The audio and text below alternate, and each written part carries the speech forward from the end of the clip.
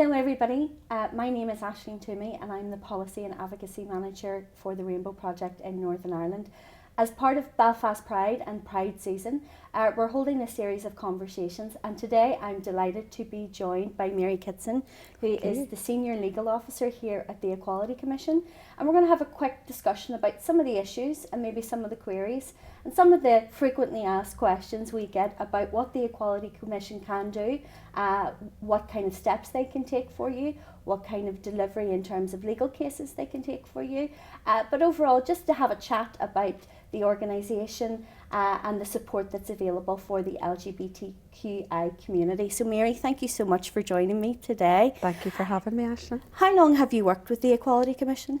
Oh dear, well, I joined the Fair Employment Commission in 1993 and then we became the Equality Commission, so a very long-standing member of the team in the Equality Commission, and I love what I do, and it's a great feeling to be able to represent people who feel they've been discriminated against and to help them navigate their way through their issues, their rights, and to obtain a sense of justice for themselves. So Mary, tell me, what equality rights are available for the LGBTQ community? There are quite significant rights available for the LGBTQ community in Northern Ireland.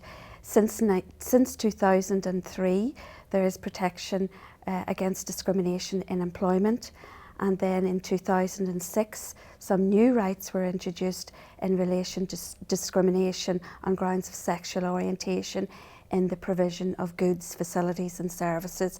So Mary, if I have perceived myself to be discriminated against in the workplace or when I'm accessing services like going to the health centre, for example, how can the Equality Commission help me?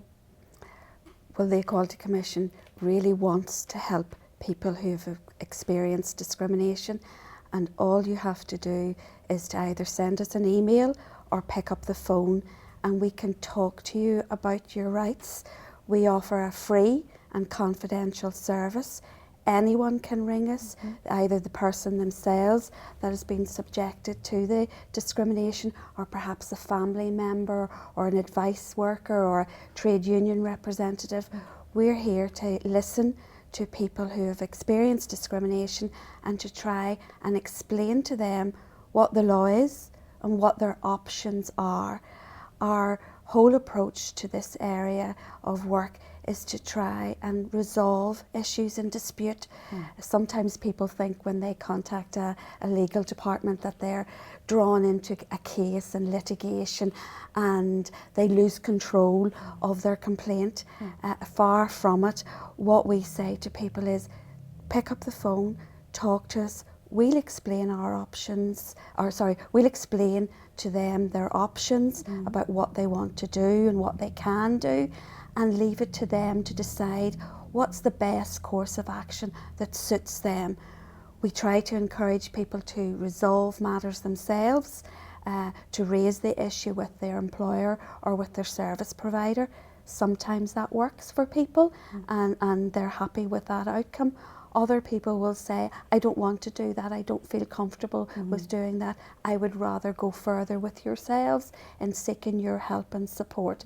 So we're very much led by the individual's experience. And I think that's really, really important, Mary, because a lot of people will have that fear or that perceived fear that if they come and talk to the Equality Commission, that you will almost take over the case, that you will proceed without their say-so. There's that fear about, you know, if you complain about your employer. I mean, you know, can somebody phone up maybe and just talk about things in a hypothetical sense, maybe perhaps not use their real name or maybe the name of their employer? Are they able to just call up and ask for that support and then obviously based on that conversation maybe take it further?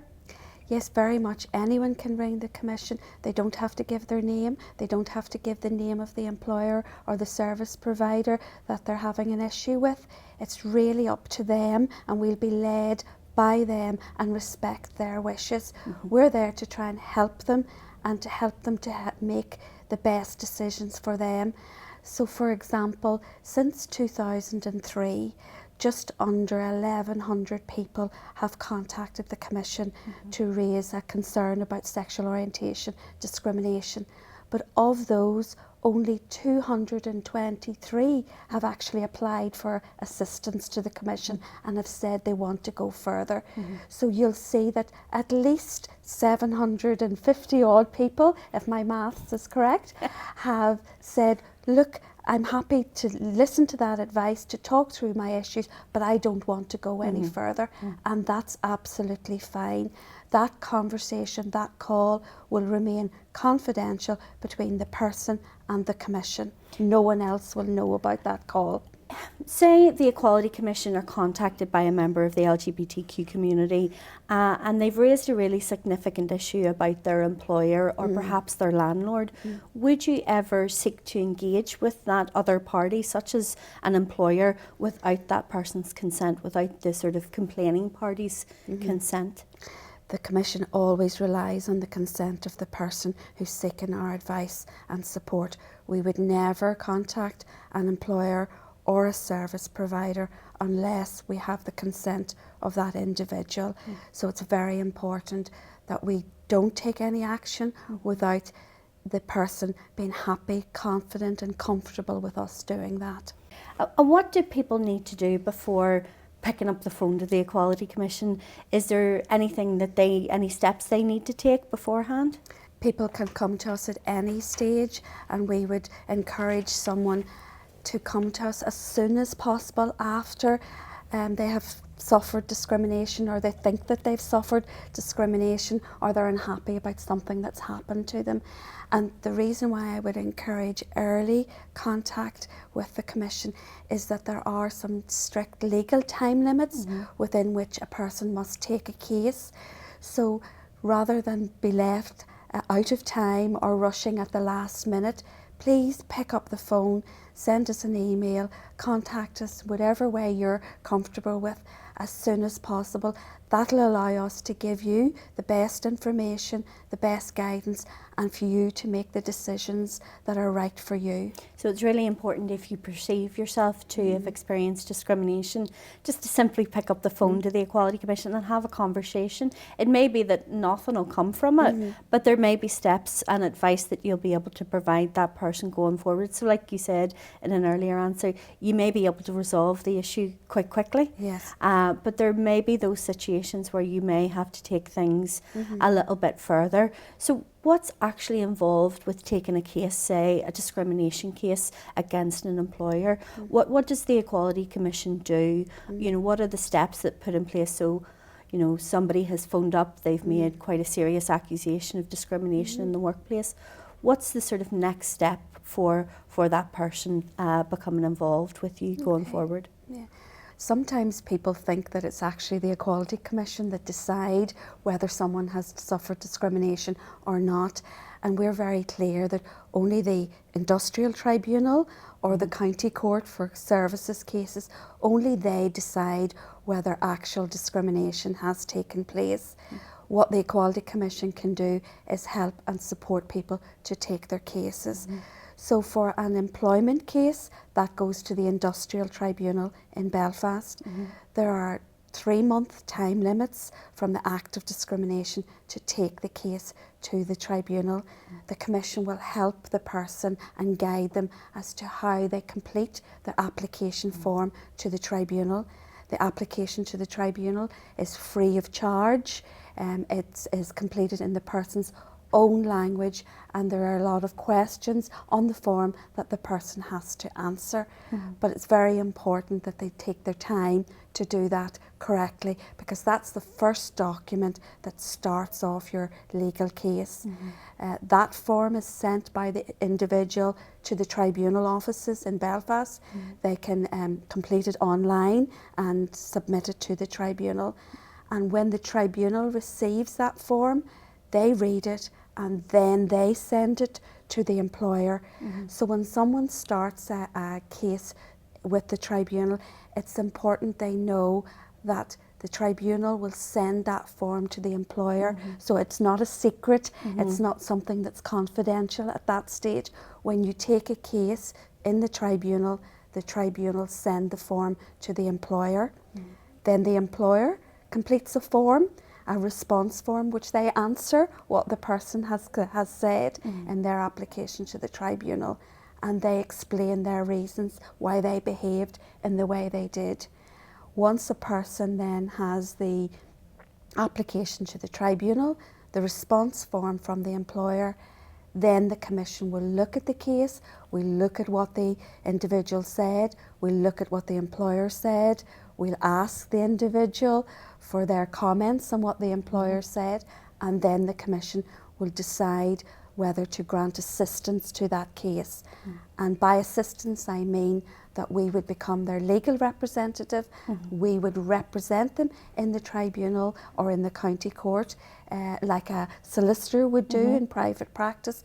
We would represent them and help them to bring their case to the tribunal or to the county court. And again, another question following on from that, for a lot of people, especially from the LGBT community, there are money issues, there can be employment issues. So could a person still take a case forward if they're still in employment with that employer?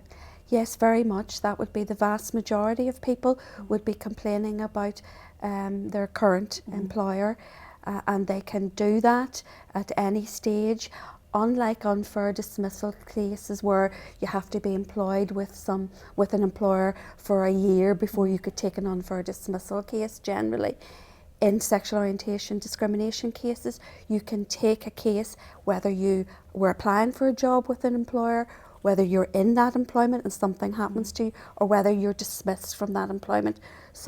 From very day one in employment, you can take a case of discrimination against the employer. So you're covered from day one in terms of protections in equality law. And again, you know, a lot of fears that would be for people to come forward and report issues in terms of discrimination or harassment in the workplace is that they're worried they're going to be penalised for doing it. So would an employee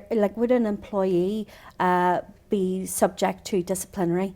Or say they had invited maybe other staff members in who had witnessed the incident to come forward and be involved in the case.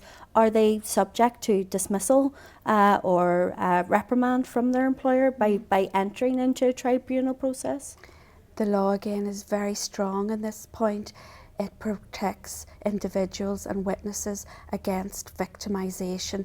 So if you bring a case or complain about sexual orientation discrimination, or you're a witness for a person who has suffered discrimination, an employer is forbidden from treating you less favourably because you raised a complaint or because you were a witness. And it's very, very strong protection against victimisation, because the whole policy is to encourage people to bring cases to make sure their rights are protected. So it's very important that people feel safe to do that, and that's why there are specific laws that protect against what we call victimisation. And I think that's such a key point, is that for a large percentage of the LGBT community, when it comes to issues of discrimination or harassment or hate crime, there's this massive level of underreporting because of the real or perceived fear of being reprimanded in some way by, you know, suffering in your workplace if you talk about issues, or even the fact that a lot of the people who are in employment are not open with their employers or their colleagues because they feel that it would have a detrimental impact on their career going forward. So it's really good to hear that from the moment you step into a job, or even before you apply for that job, you can and are protected by law here in Northern Ireland. In terms of costs, Mary, and that's another issue, you know, legal fees are really, really expensive. And you've talked about the Equality Commission. If they take on a case, they start to represent that person in court. Are there fees? How is that covered, you know, for people who would choose to proceed with the case? If a person is assisted by the Commission in bringing a case, we are responsible for all their legal costs. So we will pay for a barrister to represent them at tribunal. We will pay for example, medical reports or any expert reports that are required. So in a tribunal, if you win your case, the person is responsible for their costs. and we will pay those costs. Equally, in a tribunal, if you lose your case, you don't have to pay the employer's costs. Each side bears their own costs. In the county court, where goods, facilities and services cases are heard, so for example, discrimination in shops, hotels, health centres, for example, or by landlords. If you win your case in the county court, then the defendant, the person that you're taking a case against, they will have to pay your costs. If you lose in the county court, then you have to pay the defendant's costs, and in those circumstances the commission would pay for your costs. So you're very much protected in terms of costs once you receive assistance from the commission. That's great to know, because a lot of people, again, when we talk about underreporting, is the fear, is those legal fees and being hit with, you know, we hear the press stories all the time of thousands of pounds being spent in court cases. So a lot of people would have those fears. Tell me a little bit, Mary, about some of the cases that the Equality Commission have taken to support people from the LGBTQ community. Well, as I say, over the years, we have, since 2003, had responsibility for supporting individuals in employment, and then from 2006 in the provision of goods, facilities and services.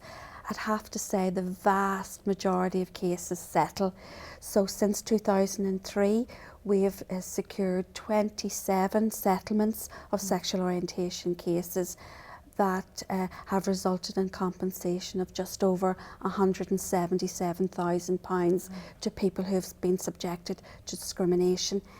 In that same period, we have had 4 decisions. So it gives you a sense that most cases actually don't run at hearing. Most cases settle before they reach court.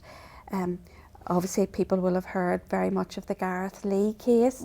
I'm looking here at the backdrop to this, and we have a photograph of Alva Moore in the background here, who's a transgender woman who was discriminated against when she went for a job in Debenhams store, and that case settled and Alva received £9,000 compensation.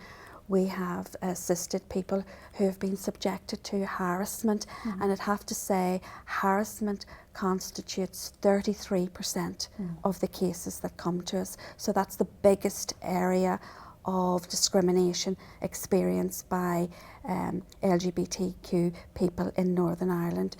So it's really important that we have assisted some of those cases. And I suppose one of my strongest personal memories is of dealing with a very young man who worked in a bar, and he was subjected to homophobic harassment when he worked in the bar. He wasn't open about his sexual orientation at that stage, and after several months of working in the bar, he took the confidence to confide in a person that he was very friendly with to say, you know, that he was gay, and that person whooped and cheered and told him that the staff had a bet amongst themselves whether he was gay or not, and they'd all put money in a glass, and because our person had come out to that person as gay, he won the bet. And that struck me as such a humiliating experience for that young man. And I remember meeting him for the first time, and he sat with his father and told me about what happened to him, and the emotion was so raw in listening to his story, and to feel that he had experienced that as a very young person, amongst colleagues that he worked with, amongst other young people that he worked with, to me was truly shocking. So those are the stories that remain with you. There are many people like him. There are many people that have experienced discrimination, either in employment or in provision of services. As I said, the 27 people that we settled cases for. But behind those numbers are individual stories of heartache, of embarrassment, of fear, and of putting people's confidence about their sexual orientation back many years just by simple acts of discrimination by people who don't understand, who don't want to understand what a person is experiencing. And I think that's something that's being reflected a lot at the moment in terms of hate crime. In Northern Ireland we are seeing an increase, particularly in harassment. Even during lockdown we saw nearly a 30% increase in homophobic crimes and about a 10% increase in transphobic crimes. So even in this most unusual year that we've had in terms of lockdown and people being stuck at home, that harassment was still happening.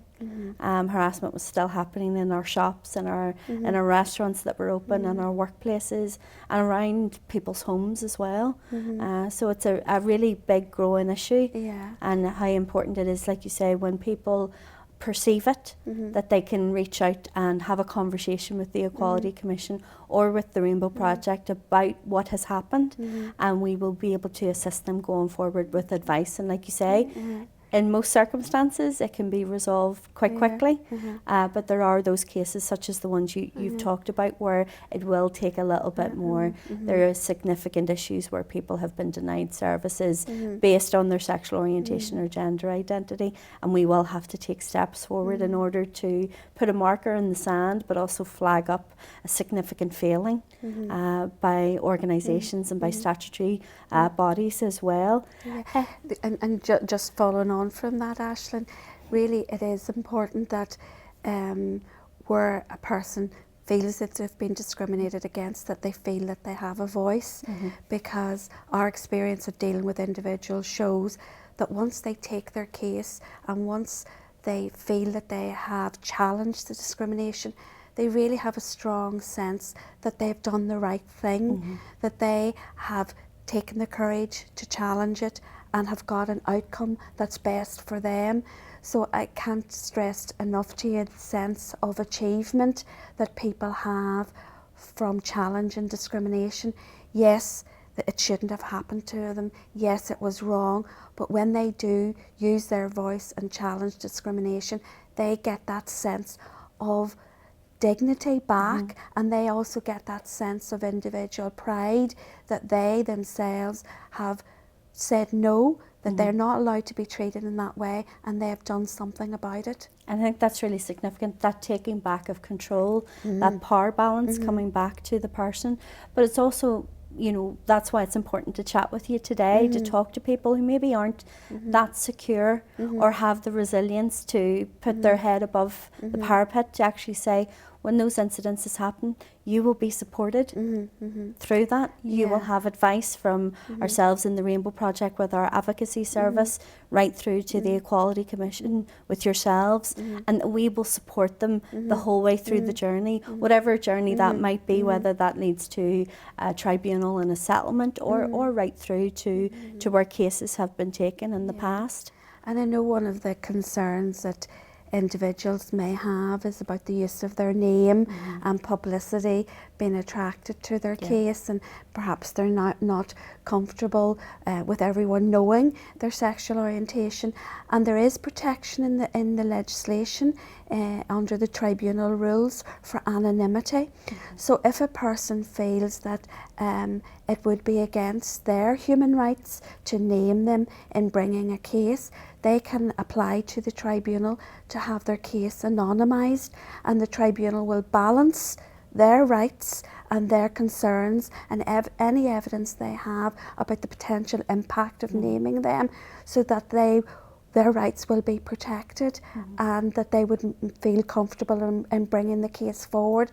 So I would urge people not to be discouraged by the fear of their name being used or publicity for their case. There are ways and means of managing that to make sure someone's privacy and any concerns they have about their safety or their personal safety or the confidentiality of their sexual orientation, that can be protected. Mary, you've talked about people having anonymity around cases, but when is it beneficial for the Equality Commission, say, to perhaps publicise the fact that they're taking a case? Well, we will always work closely with the individual concerned to ensure that they're comfortable with whatever publicity we're going to do in their case. We work in partnership with the individual. So, for example, you may have seen a case recently of Rory Harbinson, who was employed by a trust and who was discriminated against in relation to the removal of pride posters from his workplace.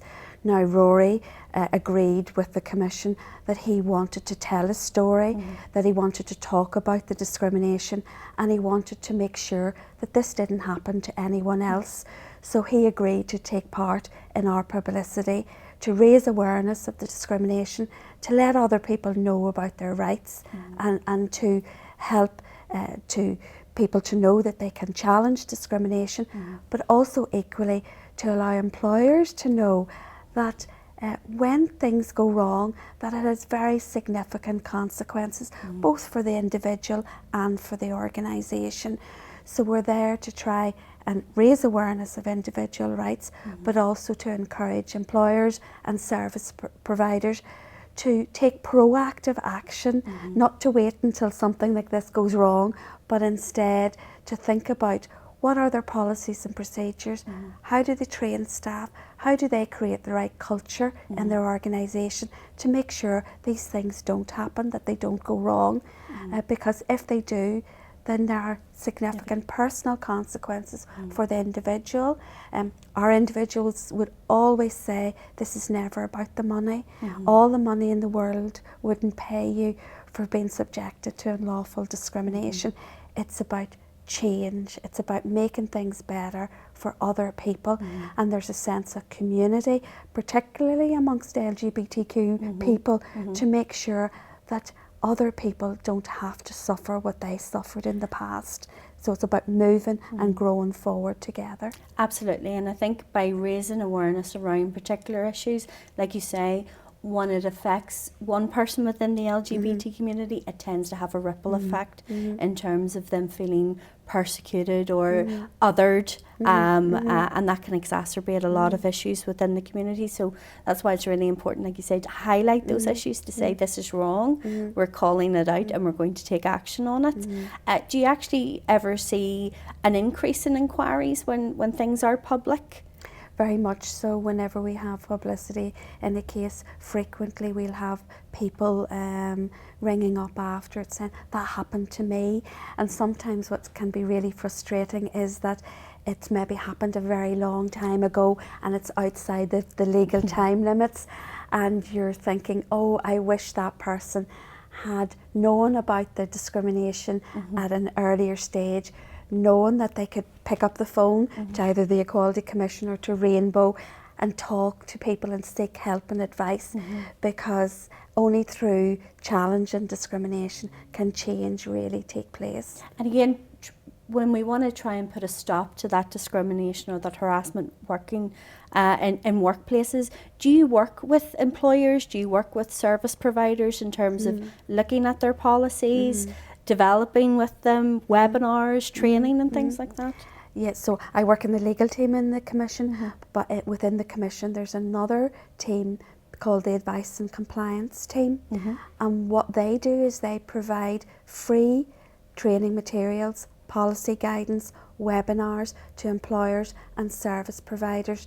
They're there to help employers to make sure that they know the law, they know their obligations under the law, and they know what to do. So they'll give them free training, they will give them model guidance procedures, and they will develop webinars for employers and service providers to help them to know what they should be doing to prevent discrimination taking place. It's all about prevention, and we're there to help and support and guide employers and service providers to ensure that they are aware of their rights and obligations under the legislation across all areas, and that they take the right steps at the right time to make sure this doesn't happen to them.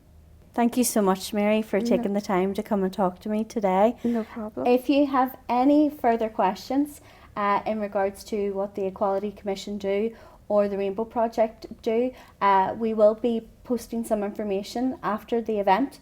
in how to contact the Equality Commission and contact the Rainbow Project Advocacy Service. Mary, I want to thank you again for joining us today, and happy Pride. And happy Pride to you, Aisling. Happy Pride, everybody. Bye-bye.